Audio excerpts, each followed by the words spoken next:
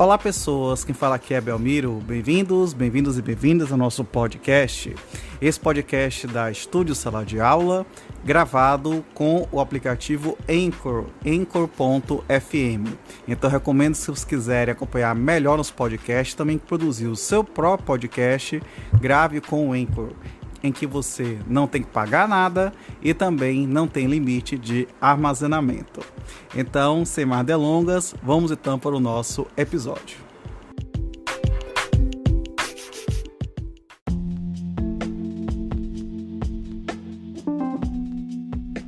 Título 3 do Adimplemento e Extinção das Obrigações.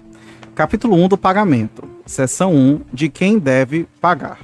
Artigo 304. Qualquer interessado na extinção da dívida pode pagá-la, usando, se o credor se opuser, dos meios conducentes à exoneração do devedor. Parágrafo único. Igual direito cabe ao terceiro não interessado, se o fizer em nome e à conta do devedor, salvo oposição deste.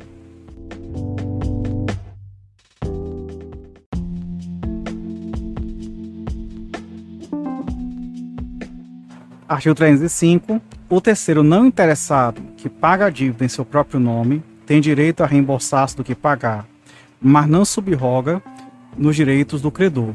Parágrafo único. Se antes de vencida pagar a dívida, só terá direito ao reembolso no vencimento.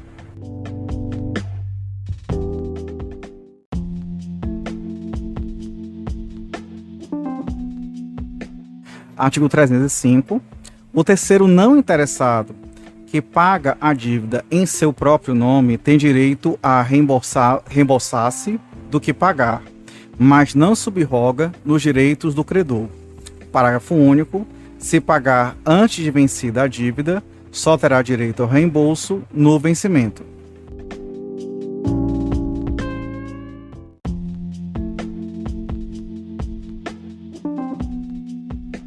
Artigo 307. Só terá eficácia o pagamento que importar transmissão de propriedade, quando feito por quem possa alienar o objeto em que ele consistiu. Parágrafo único. Se der em pagamento coisa fungível, não se poderá mais reclamar do credor que, de boa fé, a recebeu e consumiu, ainda que o solvente não tivesse o direito de aliená-la.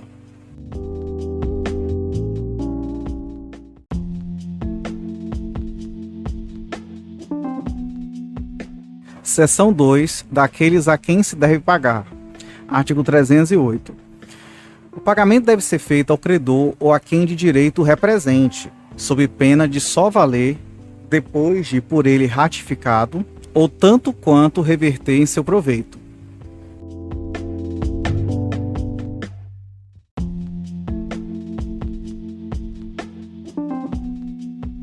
Artigo 309. O pagamento feito de boa-fé ao credor putativo é válido, ainda provado depois que não era credor.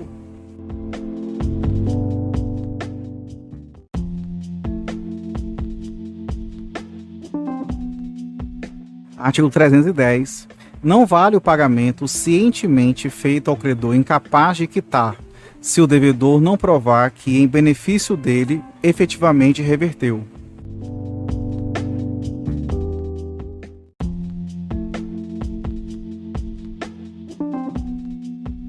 Artigo 311.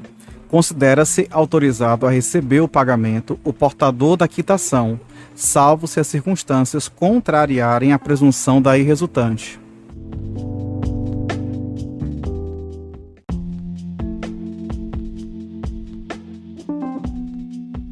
Artigo 312.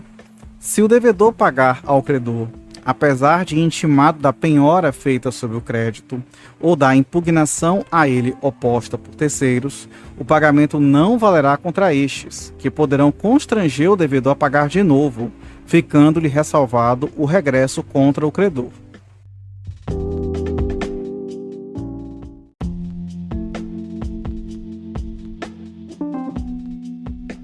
Seção 3 do objeto do pagamento e sua prova. Artigo 313. O credor não é obrigado a receber prestação diversa da que lhe é devida, ainda que mais valiosa.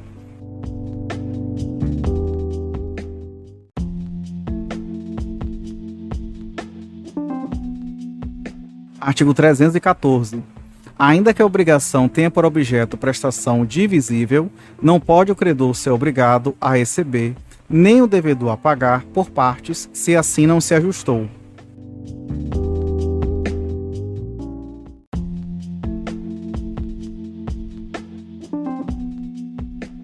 Artigo 315.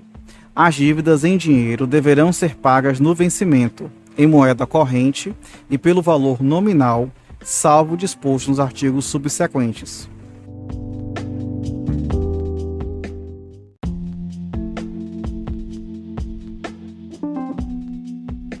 Artigo 316. É lícito convencionar o aumento progressivo de prestações sucessivas.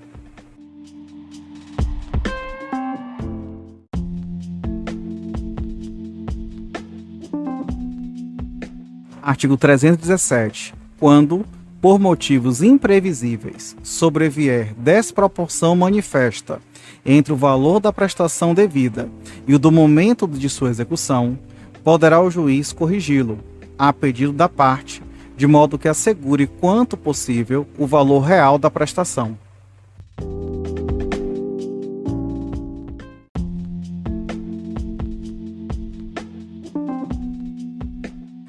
Artigo 318. São nulas as convenções de pagamento em ouro ou em moeda estrangeira, bem como para compensar a diferença entre o valor desta e o da moeda nacional, excetuados os casos previstos na legislação especial.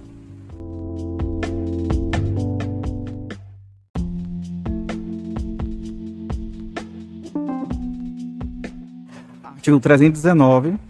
O devedor que paga tem direito à quitação regular e pode reter o pagamento enquanto não lhe seja dada.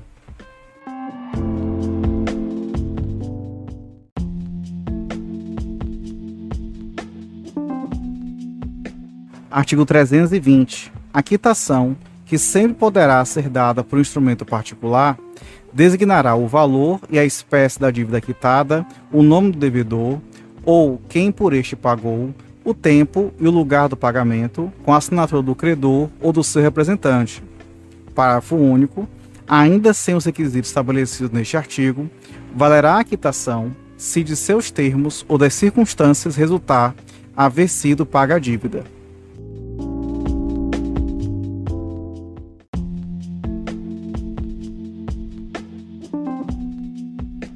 Artigo 321. Nos débitos, cuja quitação consista na devolução do título, perdido este, poderá o devedor exigir, retendo o pagamento, declaração do credor que inutilize o título desaparecido.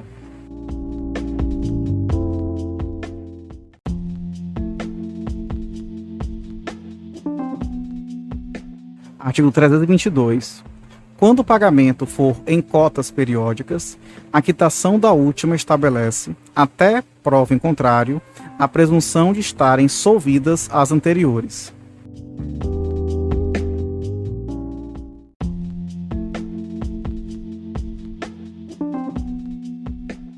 Artigo 323. Sendo a quitação do capital sem reserva dos juros, estes presumem-se pagos.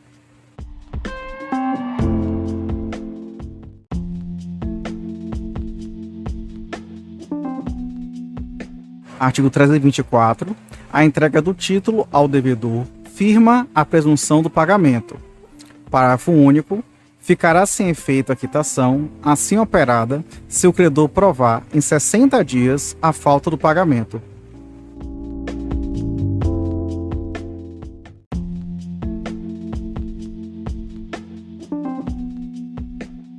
Artigo 325. Presumem-se a cargo do devedor as despesas com o pagamento e a quitação. Se ocorrer aumento por fato do credor, suportará este a despesa acrescida.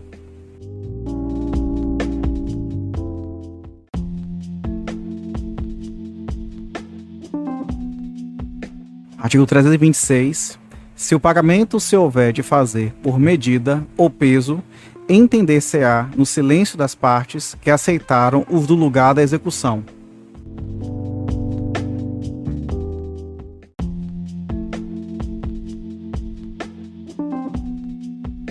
Seção 4. Do lugar do pagamento. Artigo 327. Efetuar-se-á o pagamento no domicílio do devedor, salvo se as partes convencionarem diversamente, ou se o contrário resultar da lei, da natureza da obrigação ou das circunstâncias. Parágrafo único. Designados 2 ou mais lugares, cabe ao credor escolher entre eles.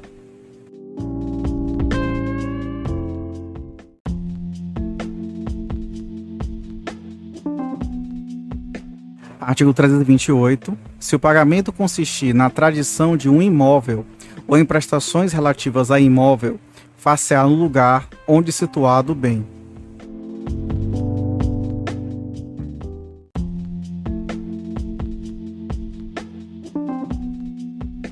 Artigo 329.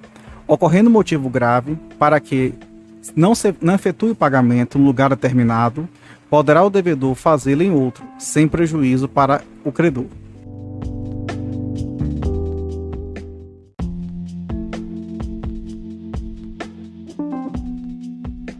Artigo 330. O pagamento reiteradamente feito em outro local faz presumir a renúncia do credor relativamente ao previsto no contrato.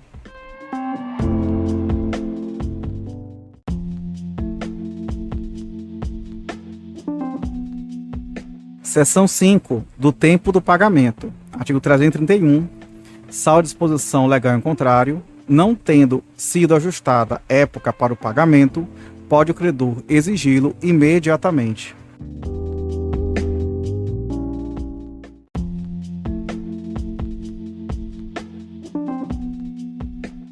Artigo 332. As obrigações condicionais cumprem-se na data do implemento da condição, cabendo ao credor a prova de que deste teve ciência o devedor.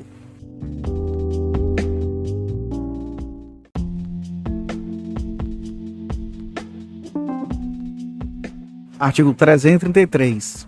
Ao credor assistirá o direito de cobrar a dívida antes de vencido o prazo estipulado no contrato ou marcado neste Código. Inciso 1. No caso de falência do devedor ou de concurso de credores. Inciso 2. Se os bens hipotecados ou empenhados forem penhorados em execução por outro credor. Inciso 3. Se cessarem ou se tornarem insuficientes as garantias do débito, fidejussórias ou reais, e o devedor intimado se negar a reforçá-las. Parágrafo único. Nos casos deste artigo, se houver no débito solidariedade passiva, não se reputará vencido quanto aos outros devedores solventes.